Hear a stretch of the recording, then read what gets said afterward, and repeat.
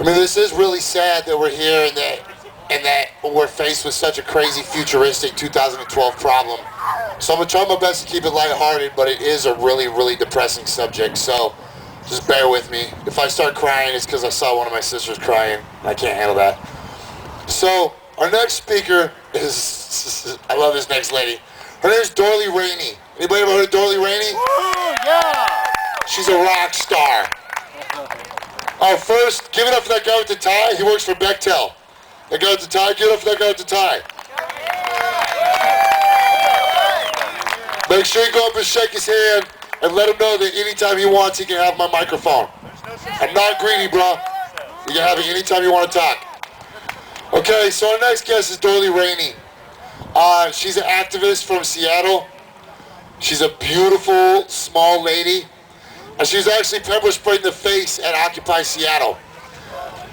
So Dorli is an inspiration to everybody because Dorli encourages us to think outside the box and to not be grounded in your personal ideologies that may keep you away from being an activist or may keep you away from trying to change the world.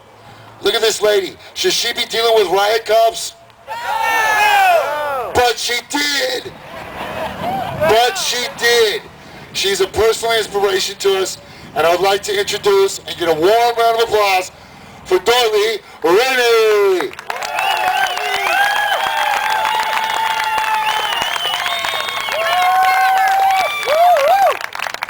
Thank you very much for coming out for this wonderful event.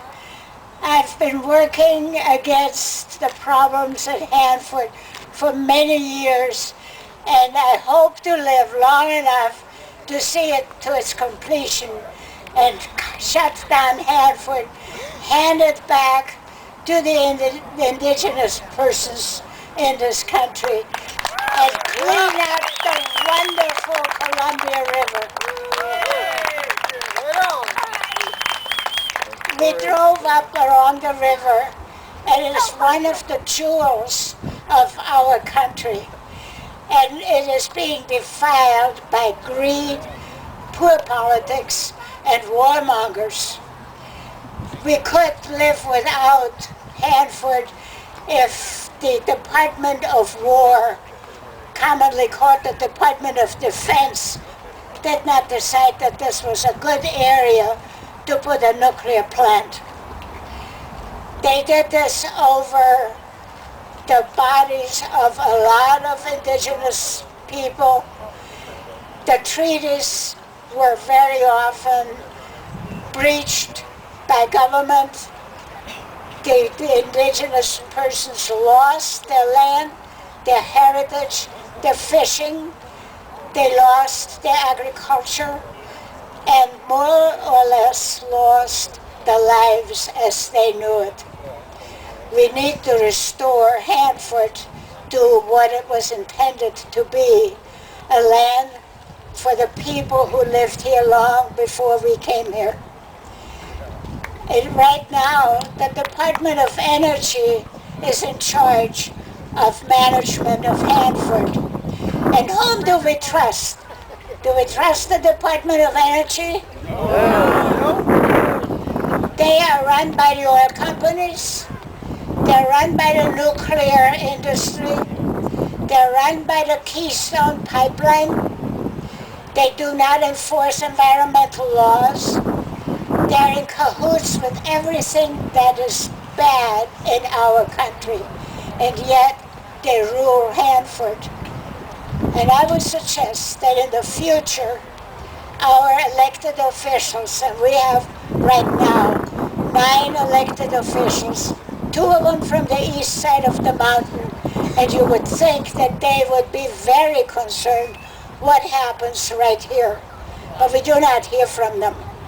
We have a Democratic governor, and we have 5 Democratic congresspeople, and all they want to do is collect more money from the spoilers, from the industries that pollute, from the industries that would take away our equal rights, get money from them to run for re-elections.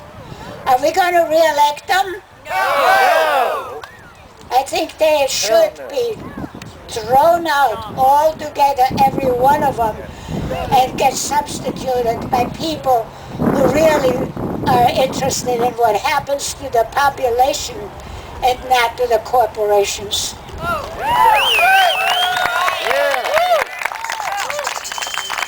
So I would suggest that the Department of War, which already takes 50% of our national budget, to have wars all over the world.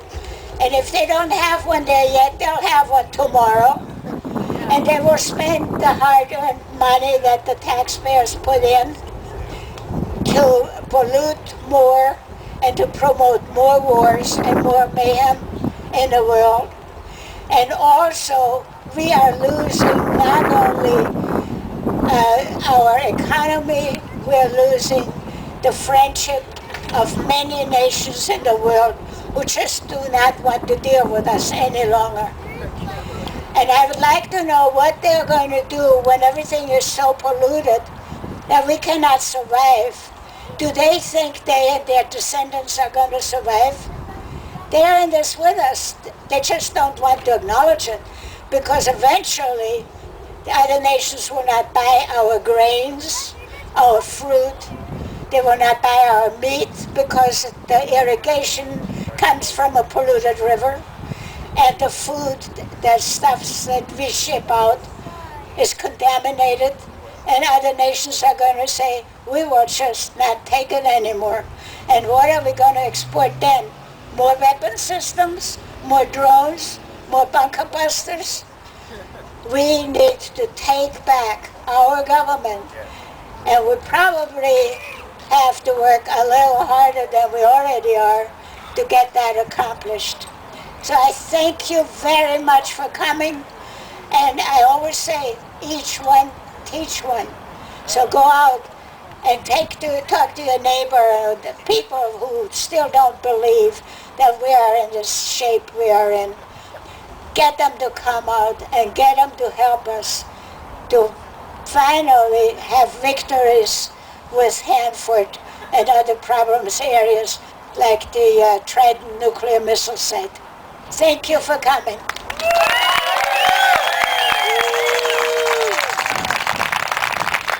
I told you guys she was a rock star. I told you, didn't I?